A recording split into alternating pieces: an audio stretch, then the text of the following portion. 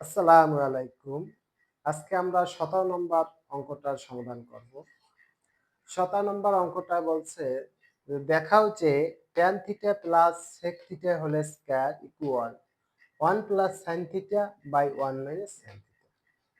কিন্তু আমাদেরকে অনেক সময় এই পর্যন্ত করতে বলে যে cosec θ plus 1 by cosec θ minus 1। তাহলে তোমরা আমার সাথে থাকো, দেখো কিভাবে সমস্যার সমাধান করি।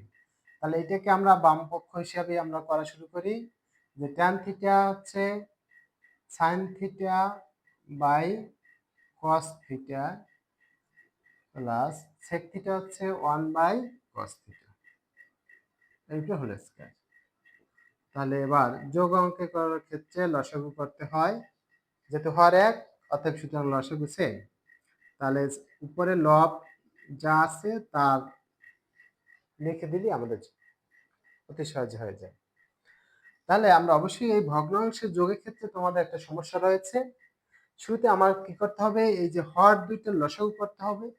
দ্বিতীয় স্টেপে লসাগুকে হর দিয়ে ভাগ করতে হয়, এরপর তৃতীয় স্টেপে ভাগফলকে লবের সাথে গুণ করতে হয়। যেহেতু হর দুইটা সেম, সুতরাং আমাদের এখানে আর কোনো হিসাবই নাই। হর দুইটা একটা লিখে আমরা লব লিখে দিলেই চলে। এবার এই যে হোল স্কয়ারটা আমরা আলাদা আলাদা করে দিই,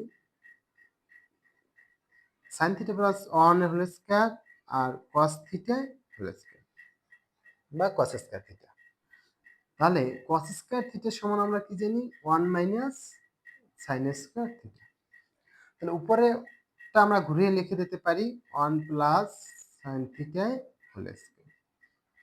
এবার তাহলে এখানে যদি আমরা a square minus b square মনে করি, তাহলে আছে a plus b into a minus b।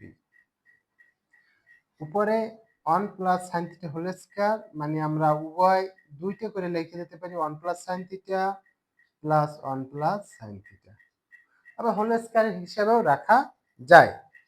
তাহলে এবারে আমরা দেখো 1 প্লাস sin θ উপরে রয়েছে, নিচেও রয়েছে। এই দুটো যদি আমরা বাদ দিয়ে দিই তাহলে থাকে 1 plus sin θ by 1 minus sin θ।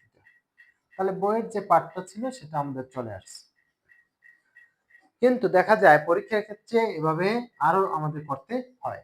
তাহলে এবার কি হয় যে 1 প্লাস sin θ ইকুয়াল কি 1 বাই cosec θ।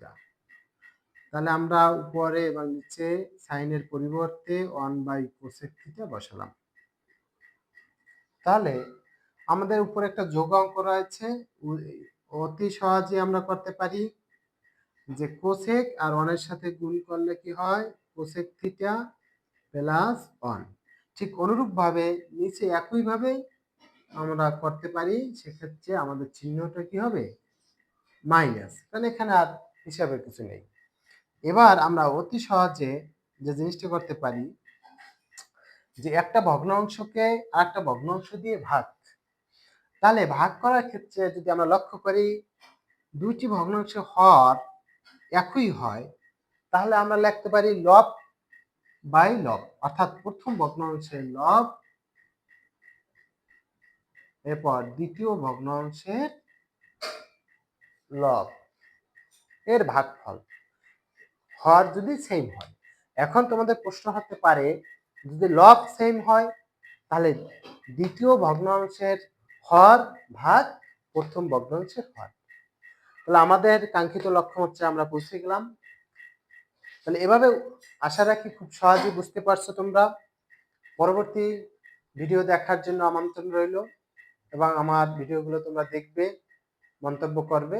সবাইকে ধন্যবাদ জানিয়ে আজকের মতো বিদায় নিচ্ছি। আসসালামু আলাইকুম।